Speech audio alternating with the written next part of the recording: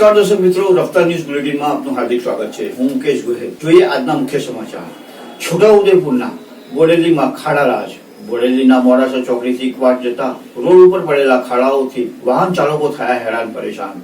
રસ્તાઓ ઉપર પડેલા ખાડાઓથી ગંભીર અકસ્માત થવાનો સંભવ। ખડધજ રસ્તાઓનું ફરી ક્યારે રિપેરિંગ થશે તે જોવાનું રહ્યું। સત્વરે રિપેર થાય તેવી વાહન ચાલકોની માંગ। બિસ્માર રોડની હાલતમાં વિડીયોમાં દ્રશ્યમાન થાય છે। બોડેલી મોડાસરા ચોકડીથી ક્વાંટ જતો રોડ ભીની રેતીઓની ગાડીઓના પાપે ખખડધ્વજ હાલત થઈ હોવાની ચર્ચાઓ। રોડ ખખડધ્વજ બનતા વાહન ચાલકોને ભારે મુશ્કેલીનો સામનો કરવો પડી રહ્યો છે। બોડેલી તાલુકાના મોડાસરા ચોકડી લઈ ક્વાંટ જતો રોડ ખૂબ જ ખખડધજ અને જર્જરિત હાલતમાં હોય। વહેલી તકે રોડનું રિપેરિંગ કામ કરવામાં આવે કાં તો રોડને બનાવવામાં વાહન ચાલકોની માંગ।